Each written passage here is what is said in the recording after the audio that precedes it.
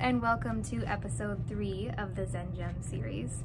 Today we are going to be taking what we've already learned in episode 1 and episode 2. So all of those different patterns that you've been practicing and have learned the steps to, you're now going to take those ideas and turn them into something that's super creative. So you're taking lots of different ideas from steps that you've learned and making them your own and combining them in a creative way.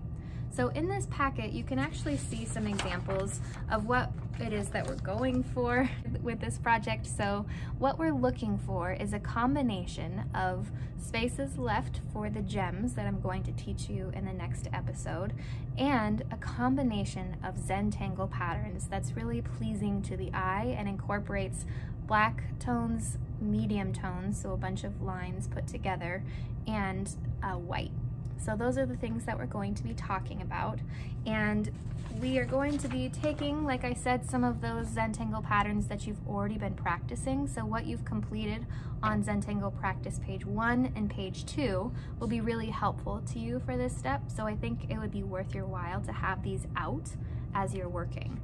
Now, the next step is to complete your brainstorm or the rough drafts on the bottom part of this page. So I've already shown you how you can go through and copy someone else's design where they've combined multiple Zentangles together. And we did that so that you could see different possibilities of ways to incorporate these things in the same space, because it can be a little confusing trying to think through, okay, I know how to create these things, but I don't know how to put them together. So use this top gridded example to help you figure out some possibilities as you're working through all of the steps of creating your rough drafts. Today I'm going to be showing you how I went through and designed my rough draft, and I only did one example, but you will be completing both of these. And I just want to walk you through the steps of how I created my rough draft and talk you through some possibilities so that you can be thinking about those while you're creating your own. So let's get started. To begin, I divided my space into 3 rows and 3 columns, and this technique is called the rule of thirds, and it's really beneficial to your composition, so it's more pleasing to look at if you focus on those intersections of the lines on our gridded space here. And so I'm trying really hard to make sure my gems, or my points of interest, right, because they'll be the only colorful parts in this drawing, are on those intersections. Now, they don't all have to be directly on top of one of those intersections, but having them just near those spaces does tend to make your drawing a little bit more visually pleasing.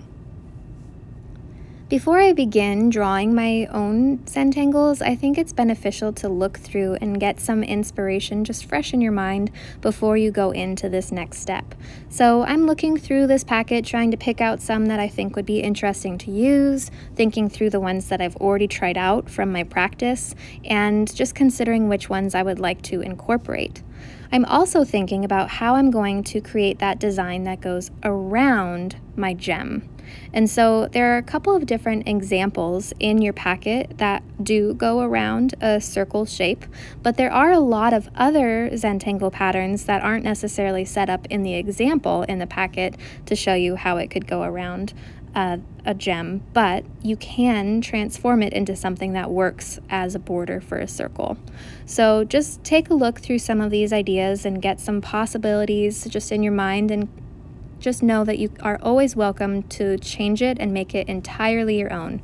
You do not have to use one of these from a packet. I chose to create just a very thin border around all of my gems, and I did that just so I'd have some consistency with what I was doing for all of them, just to kind of tie it together a little bit. I chose to start with this Echo Pearl design, so I just used that same design as inspiration and placed it around my gemstone. As I was thinking through what to do for my next pattern, I was really focused on accentuating that vertical line that was erased from my rule of thirds grid. And so I chose a pattern that was just still from that same example, just a little bit differently laid out than what you see on the packet. But I was really focused on creating that vertical line over the top of my line for my rule of thirds. And so that's something that you should consider too. is how can I accentuate these lines? And if you can have something going along that line where you had erased it from your original sketch, then I think it really does help with your composition. So just consider how you can lay things out going along those lines. Before I continued too much farther with my background designs, I wanted to make sure that I was going through and giving all of my gems a nice, interesting border. And so I went through and decided to create what's called the muka design. So I've got these kind of looped, stretched out teardrop shapes. And once I made them, I saw that empty space and realized why not fill them like a pea pod? So I just went through and filled in some circles. And that's one of the great things about this project, is that as you have ideas, you can try them out. There is no right or wrong way to do this. As you're working on your rough draft, something that you should consider is how you're going to break down your space so that you can have different Zentangle patterns filling different areas. And so I chose to add that squiggly line and then go through and just sort of round it out, and that separated my space because you can see that that top loop actually reaches almost to that very top edge. And so it's dividing that space into two different areas. Then I chose to decorate that dividing line with just a couple of little additions. As I continued this drawing, I spent quite a bit of time looking back at that packet and taking some of those ideas and turning them into my own for my design. So I added details like this little addition on that outside edge of the muka. I added this funky little leaf and a second little leaf. And then I started working on adding a pattern from that packet as well.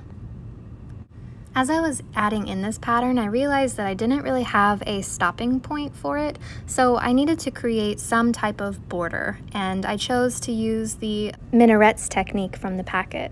I chose to use that because it has extended parts that I could use to stretch from one side to the other to block off where that section was going to end. So as you can see, when I finished that pattern, it filled in that space really nicely, and then I had a very clear way to show where I needed to stop. As I was working on my rough draft, it was really helpful for me to think through the fact that what I've already drawn is what's going to be in the front. So that's considered our foreground. And it's a lot easier to go through and as you're building up all of your patterns to add your next patterns as background. So you can make it end wherever it touches something that you've already added on top. So we're sort of switching from working on the foreground to working on the background at this point. So I just continued completing that pattern, making sure that I was doing my best to keep it as even and neat as possible. As you're filling in the rest of your design, I would recommend considering how tight together your patterns are in the rest of your drawing. So I noticed that a lot of my patterns were really close together and those lines were really condensed. So it was starting to get a little bit busy, which led me to the decision to just add some very open spaces and not make patterns that were quite so small for my remaining spaces. Once you've finished adding your pencil lines, you're going to start outlining with your fine point Sharpie. I would like for you to begin with the Sharpie rather than your V5 because it's nice to have a variety in your line quality, which means that you want to have both thicker lines from your Sharpie and thinner lines from your V5 visible in areas on your drawing. In my opinion, it's best to start with the Sharpie because then you've got all of these darker areas laid out and you want to make sure that you've got enough of that black value in your design before you continue on. So it's good to start by adding your black first. In some areas like this, you'll notice that the Sharpie doesn't leave very nice corners, so you can actually come back with your V5 and sharpen up those corners. But our priority right now is to start filling in those dark black areas to make sure we've got enough of that dark value. I knew that I wanted the area behind this pattern to be black, but I also knew that the Sharpie had too thick of a point to get all the way up against all of these little tiny details. So I decided to fill it in with my V5 and have that background filled in black at the very beginning. It's really important to have a nice combination between the amount of V5 lines and the amount of Sharpie lines. And this will give your drawing a lot more line variety, which is a really great thing to have. And so it's important to have both of those types of lines visible. Once I had erased all of my pencil lines and had outlined pretty much everything, I decided to go back with my Sharpie and fill in a couple more areas just with that solid black. And that was because when I squinted and I looked at my rough draft, I could see a lot of medium tone because of all of these lines being really close together, and I could see a lot of white because of those spaces that I left wide and open. But what I was missing were patches of solid black, and I had a few from the different techniques that I added, but I think it's important to go back in once you're almost completely done just to fill in those background spaces that don't really have much else going on. The last step is to go through and add a couple patches of that charcoal, just a very thin line in some areas that you want to add shading to, and then you can go over the top of it with that Q-tip and apply some pressure to blend it out so it's a nice smooth transition into that white. And this is how my rough draft turned out. Thank you so much for taking the time to watch this episode. I hope it was helpful and that you started thinking of some really awesome ideas for your final draft. So let's get started working on your rough drafts, and we will move on to the best part, which is designing. Thanks for watching.